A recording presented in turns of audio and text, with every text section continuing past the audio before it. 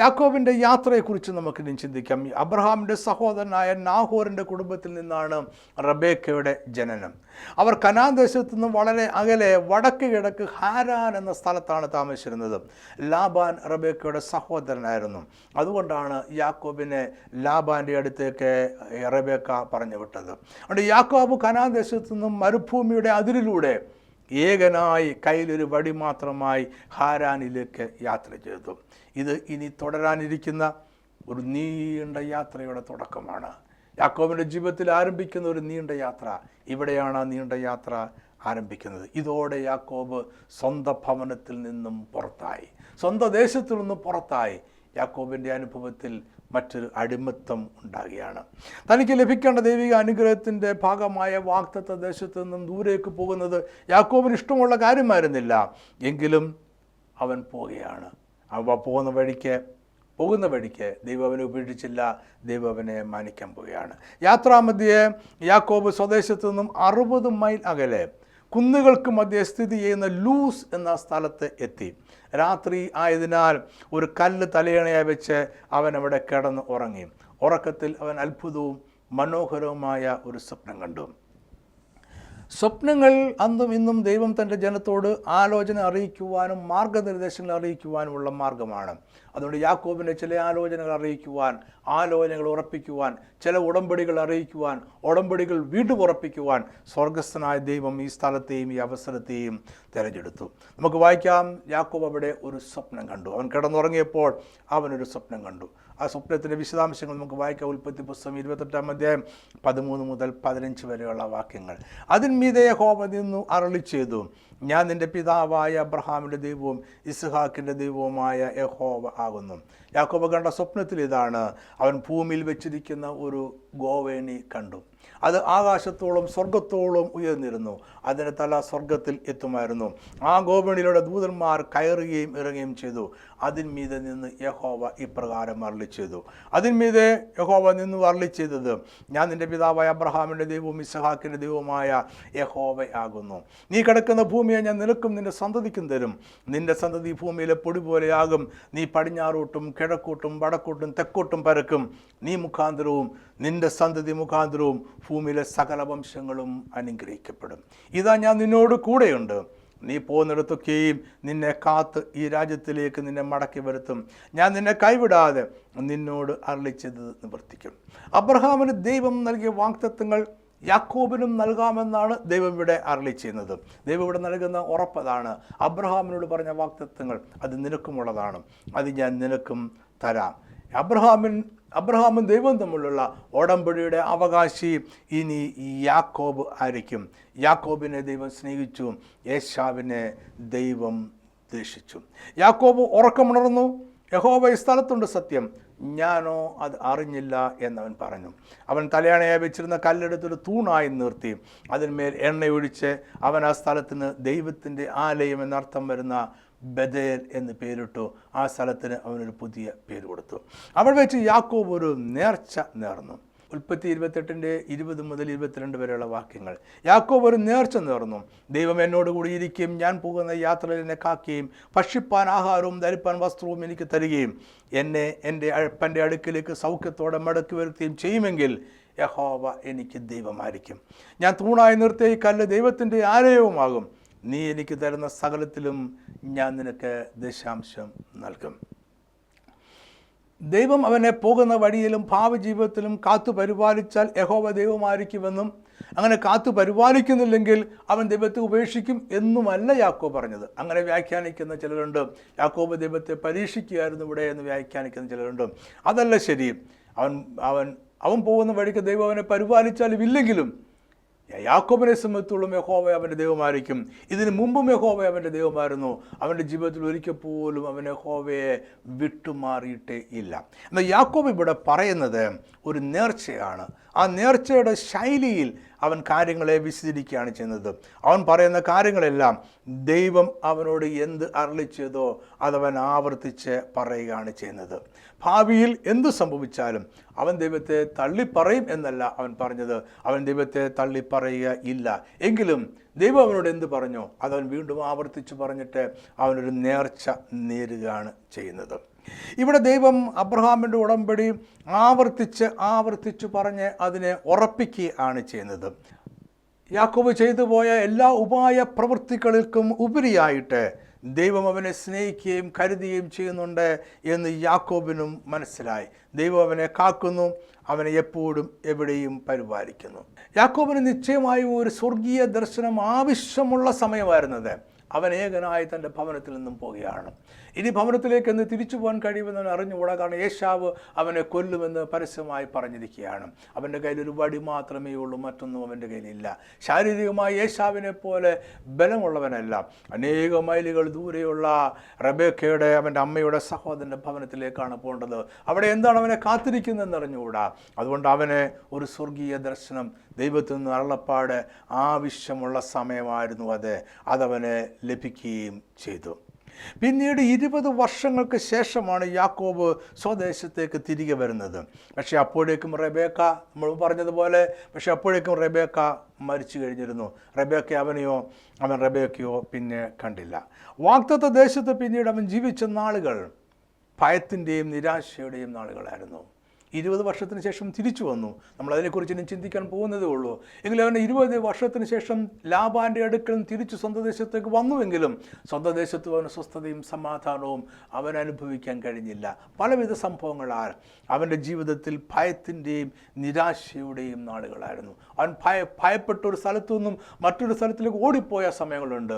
അവൻ്റെ മകനായ ജോസഫ് മരിച്ചു എന്ന് അറിഞ്ഞ് ദുഃഖത്തോടും നിരാശയോടും കൂടി ജീവിച്ച സമയമുണ്ട്.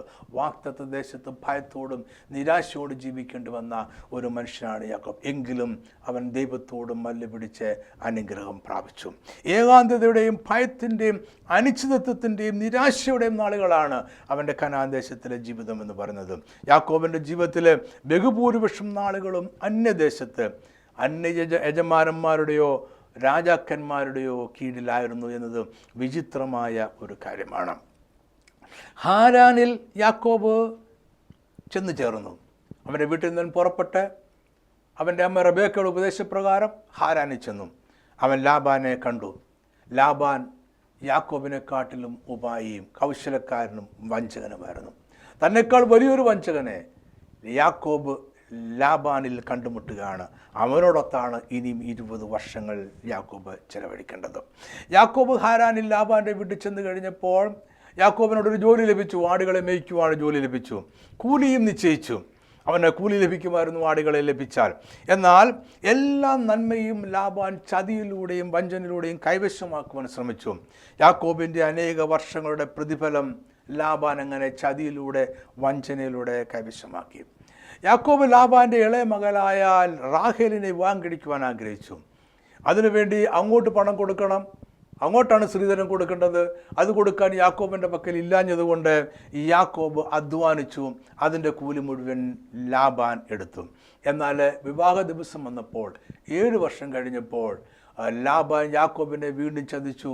റാഹേലിനെ കൊടുക്കാതെ ലേയെ യാക്കോബിൻ്റെ കൂടാരത്തിലേക്ക് അയച്ചു. യാക്കോബിൻ്റെ മനസ്സിൽ റാഹേലിനുള്ള സ്നേഹം അവസാനിച്ചില്ല. റാഹേലിനെ അവന് ഭാര്യയായി ലഭിക്കണമെന്ന് ആഗ്രഹിച്ചു. അതുകൊണ്ട് വീണ്ടും ഒരു ഉടമ്പടി ഉണ്ടാക്കി. അടുത്ത ഉടമ്പടി പ്രകാരം റാഹേലിൻ്റെ സ്ത്രീധനമായി അങ്ങോട്ട് കൊടുക്കുവാൻ വേണ്ടി വീണ്ടും 7 വർഷം അവൻ അധ്വാനിച്ചു. ആ 7 വർഷത്തെ കൂലിയും ലാബാൻ എടുത്തു. അവസാനം റാഹേലിനെ അവൻ വിവാഹം കഴിച്ചു. അതിനുശേഷം വീണ്ടും 6 വർഷം കൂടെ ലാബാൻ്റെ കീഴിൽ അവൻ അധ്വാനിച്ചു.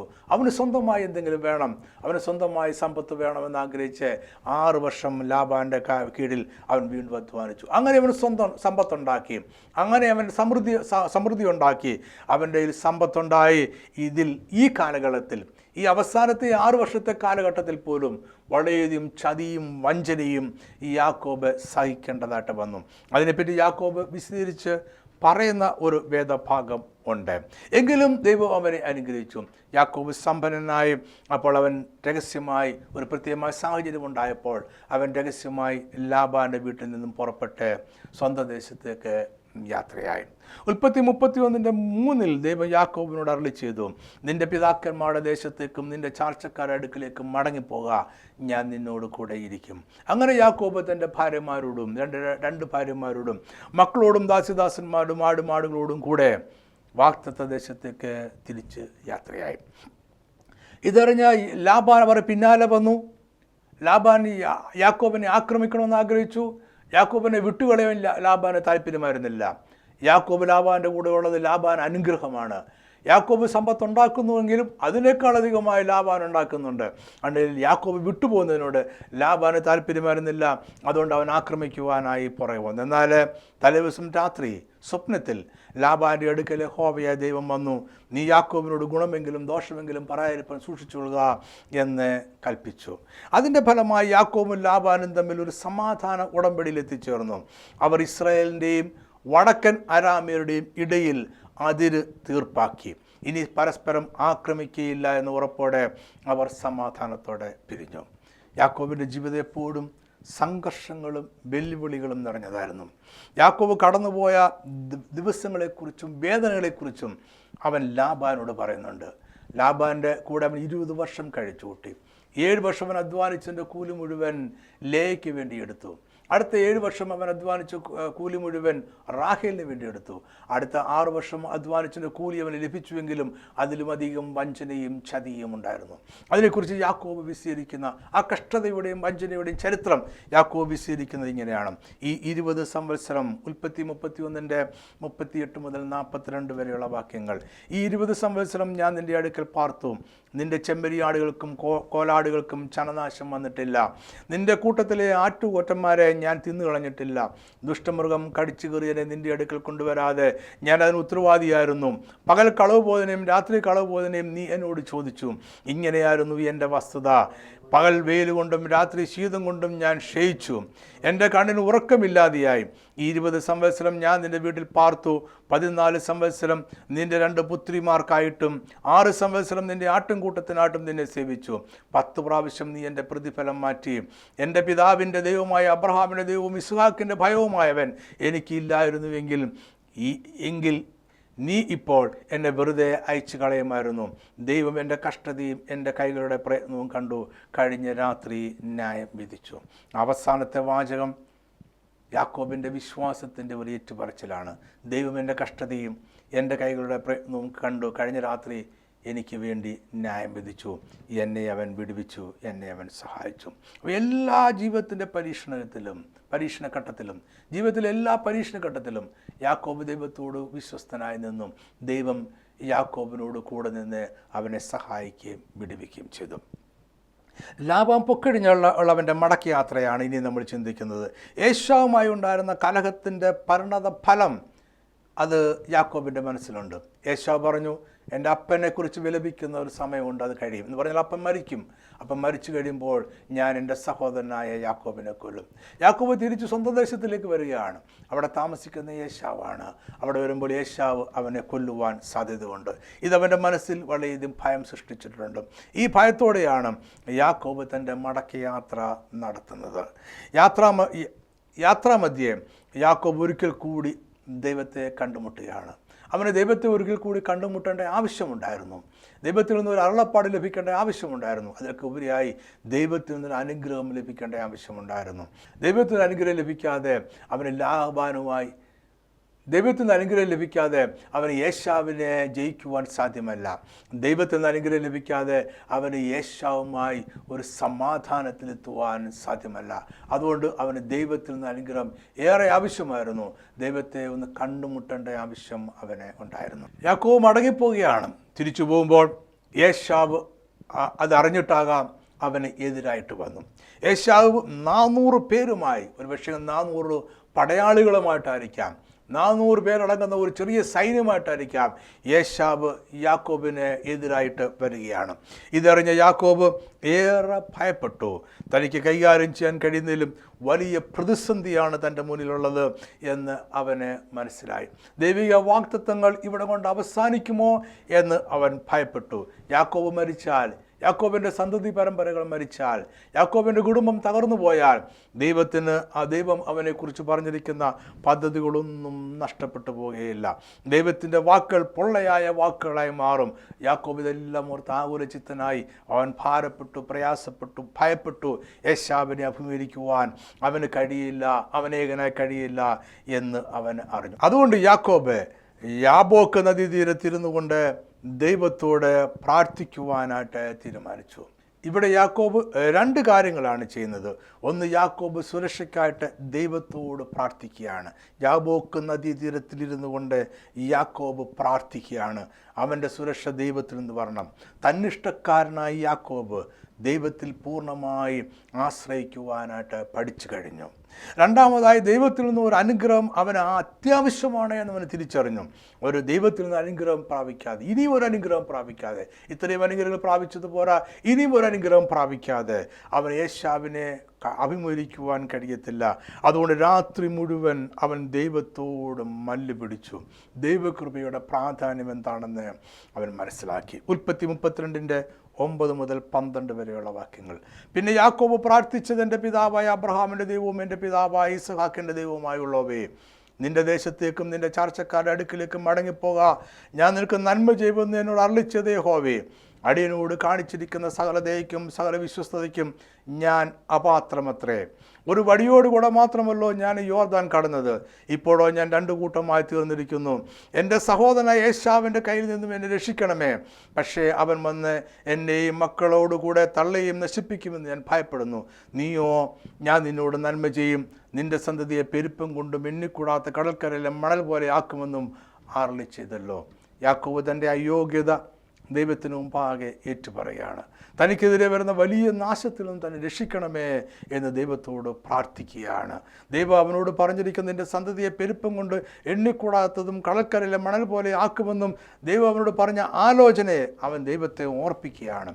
യാക്കോബ് മരിച്ചാൽ, യാക്കോബിൻ്റെ കുടുംബം നശിച്ചാൽ എങ്ങനെ ദൈവത്തിൻ്റെ ആലോചന നിവർത്തിക്കപ്പെടും? ആ രാത്രിയിൽ ദൈവം യാക്കോബിനോട് ഇടപെടുവാൻ തീരുമാനിച്ചു. ഉൽപ്പത്തി 32:33 വാക്യം പറയുന്നു, യാക്കോബ് തനിയെ ശേഷിച്ചു. ഇത് വലിയൊരു ആത്മീയ മർമ്മമാണ്. യാക്കോബിൻ്റെ കൂട്ടത്തിൽ അവൻ്റെ ഭാര്യമാരില്ലായിരുന്നു, അവൻ്റെ മക്കളില്ലായിരുന്നു, ആടുമാടുകളും ദാസ്യദാസന്മാരും ഇല്ലായിരുന്നു. എന്നാൽ അത് മാത്രമല്ല ഈ വാക്യത്തിൽ പറയുന്നത്, യാക്കോബ് തനിയെ ശേഷിച്ചു. അവൻ മാത്രമായി. അവൻ്റെ എല്ലാ കൗശലങ്ങളും ബുദ്ധിയും ജ്ഞാനവും എല്ലാം അവൻ ഉപേക്ഷിച്ചു. അവൻ യഹോവയായ ദൈവത്തിൽ ആശ്രയിക്കാൻ തീരുമാനിച്ചു. അവൻ്റെ ബന്ധുമിത്രാദികളെയും ഭാര്യയും മക്കളും ഇല്ലാതെ അവൻ തനിയെ ഏകനായി ശേഷിച്ചു എന്നത് മാത്രമല്ല, അവൻ്റേതായിട്ടുള്ള കഴിവുകൾ, അവൻ്റെ വ്യക്തിപരമായ ചിന്തകൾ, അവൻ്റെ വ്യക്തിപരമായ സാമർഥ്യവും മിടുക്കും ഇതെല്ലാം യാക്കോബ് ഉപേക്ഷിച്ച് അവൻ തനിയെ യഹോവയുടെ സന്നിധി നിൽക്കുകയാണ്. നീ എന്നെ അനുഗ്രഹിച്ചല്ലാതെ എനിക്കൊരു വിടുതലില്ല. നീ എന്നെ അനുഗ്രഹിച്ചല്ലാതെ എനിക്കിനി മുന്നോട്ട് നീങ്ങാനായിട്ട് കഴിയത്തില്ല. നീ എന്നെ അനുഗ്രഹിക്കുന്നെങ്കിൽ എനിക്കിനി മുന്നോട്ട് നീങ്ങാൻ കഴിയത്തില്ല. ഞാൻ എൻ്റെ ജീവിതത്തെ ശരിയാക്കുവാൻ ശ്രമിച്ചു. ഞാൻ എൻ്റെ ജീവിതത്തിൽ അധ്വാനിച്ച് നേടാൻ കഴിയുന്നെല്ലാം നേടി. എന്നാൽ ഇതൊന്നും എൻ്റെ ജീവിതത്തിൽ ശാശ്വതമല്ല എന്ന് ഞാൻ മനസ്സിലാക്കുന്നു. എൻ്റെ ജീവിതം കുഴഞ്ഞു മറിഞ്ഞതായി മാറി. എൻ്റെ ജീവിതം നാശത്തിൻ്റെ വക്കിലേക്ക് വന്ന് നിൽക്കുകയാണ്. നീ എന്നെ സഹായിക്കണം, നീ എന്നെ വിടുവിക്കണം. വിശ്വാസത്തിൻ്റെയും യുക്തിയുടെയും അവസാനത്തെ പലകയിൽ യാക്കോബ് നിൽക്കുകയാണ്. അന്ന് രാത്രി ഒരു പുരുഷൻ ഉഷസ്സാകുമ്പോഴും യാക്കോബിനോട് മല്ല് പിടിച്ചു. ഈ മല്ലുപിടുത്തത്തിൻ്റെ വിശദാംശങ്ങൾ വേദപുസ്തകത്തിൽ പറഞ്ഞിട്ടില്ല. എന്നാൽ വിശ്വാസത്താൽ യാക്കോബ് ഒരു സ്വർഗീയനായ പുരുഷനോട് ദൈവിക അനുഗ്രഹത്തിനായിട്ട് മല്ല് പിടിച്ചു എന്നാണ് വേദപുസ്തകത്തിൽ എഴുതിയിരിക്കുന്നത്. നമ്മൾ അങ്ങനെയാണ് മനസ്സിലാക്കുന്നത്. അവർ രാത്രി മുഴുവൻ മല്ല് പിടിച്ചു. അനുഗ്രഹിച്ചിട്ടല്ലാതെ ഈ സ്വർഗീയ പുരുഷനെ വിടുവാൻ യാക്കോബ് തയ്യാറായില്ല. അതുകൊണ്ട് അവനെ ഉഷസ്സായപ്പോൾ ഈ സ്വർഗീയ പുരുഷൻ യാക്കോബിനെ അനുഗ്രഹിച്ചു. അവനിങ്ങനെ പറഞ്ഞു, ഉൽപ്പത്തി 32:28, നീ ദൈവത്തോടും മനുഷ്യരോടും മല്ല് പിടിച്ച് ജയിച്ചതുകൊണ്ട്. ഈ സ്വർഗീയ പുരുഷൻ യാക്കോബിനോട് പറയുകയാണ്, യാക്കോബിനെ അനുഗ്രഹിച്ചു പറയുകയാണ്, നീ ദൈവത്തോടും മനുഷ്യരോടും മല്ല് പിടിച്ച് ജയിച്ചതുകൊണ്ട് നിൻ്റെ പേർ ഇനി യാക്കോബ് എന്നല്ല ഇസ്രായേൽ എന്ന് വിളിക്കപ്പെടും. യാക്കോബ് ദൈവത്തിൽ പൂർണ്ണമായും ആശ്രയിക്കാൻ തുടങ്ങിയപ്പോൾ അവൻ്റെ പഴയ പേര് മാറി, ഇസ്രായേൽ എന്നായി മാറി. യാക്കോബ് ദൈവത്തിൻ്റെ അനുഗ്രഹമല്ലാതെ മറ്റൊന്നിനാലും തനിക്ക് മുന്നോട്ട് പോകാൻ കഴിയത്തില്ല എന്ന് മനസ്സിലാക്കുകയും തീരുമാനിക്കുകയും ഏറ്റുപറയുകയും ചെയ്തപ്പോൾ ദൈവം അവൻ്റെ പേര് മാറ്റി. അവൻ്റെ പേര് യാക്കോബ് എന്നത് മാറ്റിയിട്ട് ഇസ്രായേൽ എന്നാക്കി മാറ്റി. തന്നിഷ്ടക്കാരനായി യാക്കോബ് മാറി, ദൈവത്തിൽ ആശ്രയിക്കുന്ന ഇസ്രായേൽ ആയിട്ട് മാറി. ഈ കണ്ടുമുട്ടലിന് ശേഷം, ഈ മല്ലുപിടുത്തത്തിന് ശേഷം, ദൈവവുമായിട്ടുള്ള ഈ കണ്ടുമുട്ടലിന് ശേഷം യാക്കോബ് തൻ്റെ ഭാര്യമാരുടെയും ദാസിമാരുടെയും പിന്നിൽ ഒളിച്ചു നിന്നില്ല. അവരുടെ മുന്നിലേക്ക് കയറി ചെന്ന് യാക്കോബ് അവർക്ക് മുമ്പായിട്ട് നടന്ന് ഏശാവിൻ്റെ അടുക്കൽ ചെന്നു. ഇപ്പോൾ യാക്കോബ് ആശ്രയിക്കുന്നത് അവൻ്റെ കഴിവിലല്ല, അവൻ്റെ ബുദ്ധിയിലല്ല, അവൻ്റെ ജ്ഞാനത്തിലല്ല. ഇപ്പോൾ യാക്കോബ് ആശ്രയിക്കുന്നത് യഹോവയായ ദൈവത്തിലാണ്, ദൈവത്തിൻ്റെ അനുഗ്രഹത്തിലാണ്. ദൈവത്തിൻ്റെ അനുഗ്രഹത്തോടു കൂടി യാക്കോബ് അവൻ്റെ ഭാര്യമാരെയും ദാസിദാസന്മാരുടെയും ഒക്കെ മുന്നിലേക്ക് കയറി ഏറ്റവും മുന്നിലായി നടന്ന് ഏശാവിൻ്റെ അടുക്കിലേക്ക് ചെന്നു. ഏശാവ് അവനെ സ്വീകരിച്ചു, സ്നേഹത്തോടെ സ്വീകരിച്ചു. ഒരു വെറുപ്പും വിദ്വേഷവും ഏശാവിന് ഉണ്ടായില്ല. ദൈവം അത്ഭുതകരമായ രൂപാന്തരങ്ങൾ ഏശാവിൻ്റെ ഹൃദയത്തിലും കൊടുത്തു. ദൈവം യാക്കോബിനെ അനുഗ്രഹിച്ച് സഹായിച്ചു. ഇനി നമുക്ക് യാക്കോബിൻ്റെ അവസാന നാളുകളിലേക്ക് പോകാം. അവൻ്റെ അമ്മയെപ്പോലെ തന്നെ യാക്കോബിനും ഒരു പ്രിയപുത്രൻ ഉണ്ടായിരുന്നു. അവൻ്റെ 2 ഭാര്യമാരിൽ അവൻ ഏറെ സ്നേഹിച്ചത് റാഹേലിനെ ആയിരുന്നു. അവളുടെ മകൻ യോസഫിനെ യാക്കോബ് മറ്റുള്ളവരെക്കാൾ അധികം സ്നേഹിച്ചു. ഇതിൽ അസൂയ പൂണ്ട യോസഫിൻ്റെ സഹോദരങ്ങൾ അവനെ അടിമയായി ഇസ്മായേലിയ കച്ചവടക്കാർക്ക് വിറ്റുകളഞ്ഞു. അതിനുശേഷം അവർ യോസഫ് മരിച്ചു, അവനെ ഒരു കാട്ടുമൃഗം പിടിച്ച് കീറിക്കളഞ്ഞു എന്നൊരു കഥയുണ്ടാക്കി യാക്കോബിനെ അറിയിച്ചു. അവരുടെ വ്യാജ കഥയ്ക്ക് ഒരു തെളിവായിട്ട്, ഒരു വ്യാജ തെളിവായിട്ട് അവരൊരു മൃഗത്തെ കൊന്നു. യോസഫിൻ്റെ വസ്ത്രം അതിന്മേൽ മുക്കിയിട്ട് ആ അങ്കി യാക്കോബിൻ്റെ അടുത്ത് കൊണ്ടുവന്ന് കാണിച്ചു. യാക്കോബ് അത് നോക്കിയപ്പോൾ യോസഫിൻ്റെ അങ്കി തന്നെയാണ്, അതിൽ നിറയെ രക്തമുണ്ട്. അതുകൊണ്ട് യോസഫിൻ്റെ രക്തമായിരിക്കാമെന്ന് ചിന്തിച്ചു. യോസഫിനെ ഒരു കാട്ടുമൃഗം കടിച്ചു കുരുക്കുന്നു എന്ന് യാക്കോബ് ചിന്തിച്ചു. യാക്കോബ് പറഞ്ഞു, ഞാൻ ദുഃഖത്തോടെ എൻ്റെ മകൻ്റെ അടുക്കൽ പാതാളത്തിൽ ഇറങ്ങും. ഇതാണ് ഞാൻ നിങ്ങളോട് പറഞ്ഞത്. അവൻ സ്വന്തം ദേശത്ത് വന്നുവെങ്കിലും, കനാൻ ദേശത്ത് വന്നുവെങ്കിലും അവൻ കുറേ നാളുകൾ ഭയത്തോടെ ജീവിച്ചു. ഒരു ദേശത്ത് മറ്റൊരു ദേശത്ത് കൂടിപ്പോയി. പിന്നെ കുറേ നാളുകൾ ദുഃഖത്തോടും നിരാശയോടും കൂടെ ജീവിച്ചു. പിന്നെ കുറേ വർഷങ്ങൾ കഴിഞ്ഞപ്പോൾ യോസഫ് ജീവിച്ചിരിക്കുന്നു എന്നവന് മനസ്സിലായി. യോസഫ് ജീവിച്ചിരിക്കുന്നു എന്ന് മനസ്സിലാകുന്ന ആ സമയം വരെയും അവൻ ദുഃഖത്തോടും വിലാപത്തോടും കൂടിയാണ് ജീവിച്ചത്. ജോസഫിനെ സഹോദരന്മാർ വിറ്റുവെങ്കിലും ചരിത്രം നമുക്കറിയാം. ജോസഫ് മിസ്രൈമിൽ 2ാമനായിട്ട് മാറി. അവിടെ അവൻ വലിയവനായിട്ട് തീർന്നു. യോസഫിൻ്റെ ക്ഷണപ്രകാരം, യോസഫ് ക്ഷണിച്ച പ്രകാരം അവൻ്റെ പിതാവായ യാക്കോബിൻ്റെ മക്കളും അല്ലെങ്കിൽ യോസഫിൻ്റെ സഹോദരന്മാരും മിസ്രൈം ദേശത്തിലേക്ക് പോയി. പക്ഷേ വീണ്ടും യാക്കോബ് സ്വന്തം ദേശത്ത് നിന്നും അന്യദേശത്തിലേക്ക് പോവുകയാണ്. യാക്കോബ് പിന്നീടുള്ള ജീവിതകാലം മുഴുവൻ ചെലവഴിച്ചത് ഈ അന്യദേശത്താണ്, മിസ്രൈം ദേശത്താണ് ചെലവഴിക്കേണ്ടത് വന്നത്. മിസ്രൈമിൽ യാക്കോബിന് കഷ്ടതയുണ്ടായിരുന്നില്ല. മിസ്രൈമിൽ യാക്കോബിന് ഭയമുണ്ടായിരുന്നില്ല. മിസ്രൈമിൽ യാക്കോബിന് മറ്റ് യാതൊരു പ്രയാസങ്ങളും ഉണ്ടായിരുന്നില്ല. പക്ഷേ അവൻ താമസിച്ചിരുന്നവൻ്റെ സ്വന്തം ദേശത്തല്ല, അവൻ്റെ അന്യദേശത്താണ് അവൻ താമസിച്ചത്. ദൈവം അവനോട് പറഞ്ഞ വാഗ്ദത്തപ്രകാരം, ദൈവം അബ്രഹാമിനോട് പറഞ്ഞ വാഗ്ദത്തപ്രകാരം ലഭിക്കേണ്ടിയിരുന്ന ദേശത്ത് അവന് താമസിക്കുവാൻ കഴിഞ്ഞില്ല. അവൻ്റെ ജീവിതത്തിൻ്റെ അവസാന വർഷങ്ങൾ അന്യദേശത്ത് താമസിച്ചു. ഒരു അന്യരാജാവിൻ്റെ കീഴിൽ, അന്യജാതിക്കാരുടെ ദേശത്ത് അവന് താമസിക്കേണ്ടി വന്നു. യാക്കോബ് മിസ്രൈമിൽ ചെന്നപ്പോൾ അവന് 130 വയസ്സായിരുന്നു. അവൻ മിസ്രൈം ദേശത്ത് 17 വർഷങ്ങൾ കൂടി താമസിച്ചു. 147ാമത്തെ വയസ്സിൽ മിസ്രൈമിൽ വെച്ച് യാക്കോബ് മരിച്ചു. യാക്കോബിൻ്റെ മരണം സ്വന്തം ദേശത്ത് വെച്ചല്ല, മിസ്രൈം ദേശത്ത് വെച്ചാണ് സംഭവിച്ചത്. യോസഫിൻ്റെ കൽപ്പനപ്രകാരം യാക്കോബിൻ്റെ ശരീരത്തിൽ സുഗന്ധവർഗ്ഗമിട്ടു. ജോസഫും സഹോദരന്മാരും കൂടി ചേർന്നവനെ കനാൻ ദേശത്ത് കൊണ്ടുവന്ന് അബ്രഹാമിനോടും സാറായോടും ഇസഹാക്കിനോടും റബേക്കയോടും ലേയോടും ഒപ്പം അടക്കം ചെയ്തു. അടക്കത്തിൽ അവൻ്റെ പ്രിയ ഭാര്യ റാഖേൽ അവനോടൊപ്പം ഇല്ലായിരുന്നു. ഞാൻ ഈ സന്ദേശം, ഈ പഠനം ഇവിടെ അവസാനിപ്പിക്കാൻ ആഗ്രഹിക്കുന്നു. ദൈവം തൻ്റെ പദ്ധതി നിവർത്തിക്കുവാൻ സാധാരണക്കാരായ കുറവുകളുള്ള മനുഷ്യരെയാണ് തിരഞ്ഞെടുക്കുന്നത്. ദൈവം അവരെ തിരഞ്ഞെടുക്കുന്നു, അവരെ രൂപാന്തരപ്പെടുത്തുന്നു, അവർക്ക് പുതിയ പേര് നൽകുന്നു. ദൈവം തിരഞ്ഞെടുക്കുന്നവരെ അവൻ ശക്തരാക്കി മാറ്റുന്നു. അപ്പോൾ വിശുദ്ധന്മാരെ അല്ല ദൈവം തിരഞ്ഞെടുക്കുന്നത്, ദൈവം തിരഞ്ഞെടുക്കുന്നവരെ അവൻ വിശുദ്ധരാക്കി മാറ്റുകയാണ്. കഴിവുള്ളവരെ അല്ല ദൈവം തിരഞ്ഞെടുക്കുന്നത്, ദൈവം തിരഞ്ഞെടുക്കുന്നവരെ അവൻ കഴിവുള്ളവരാക്കി മാറ്റുകയാണ്. ശക്തന്മാരെ അല്ല പലപ്പോഴും ദൈവം തിരഞ്ഞെടുക്കുന്നത്, അവൻ തിരഞ്ഞെടുക്കുന്നവരെ ദൈവം ശക്തന്മാരാക്കി മാറ്റുകയാണ്. കാരണം ആ ശക്തി, ആ വിശുദ്ധി, ആ ആ കഴിവുകൾ, ആ ബുദ്ധിയും ജ്ഞാനവും അത് ദൈവത്തിൽ നിന്ന് തന്നെ വന്നതായിരിക്കണം, മനുഷ്യനിൽ നിന്നും വന്നത് ആയിരിക്കരുത്. അവൻ്റെ കുടുംബജീവിതത്തെക്കുറിച്ച് നമ്മൾ ഏറെ ചിന്തിച്ചു. വളരെ തകർന്ന ഒരു കുടുംബജീവിതം, അടുക്കും ചിട്ടയുമില്ലാത്തൊരു കുടുംബജീവിതം, അടുക്കും ചിട്ട ക്രമീകരണമില്ലാത്തൊരു കുടുംബം. അങ്ങനൊരു കുടുംബത്തിലാണ് അവൻ വളർന്നു വന്നത്. ഈ സാഹചര്യത്തോട് യാക്കോബ് വളരെ തെറ്റായ രീതിയിലാണ് പ്രതികരിച്ചതെന്നൊരു സംശയമൊന്നുമില്ല. അവൻ ചില ഉപായങ്ങളിലൂടെ അനുഗ്രഹങ്ങളും നന്മകളും പ്രാപിച്ചെടുക്കുവാനായിട്ട് ശ്രമിച്ചു. എന്നാൽ ലൂസ് എന്ന് പറയുന്ന സ്ഥലത്ത് വെച്ച് അവൻ ദൈവത്തെ കണ്ടുമുട്ടിന് ശേഷം അവൻ പിന്നെ ഉപായങ്ങളൊന്നും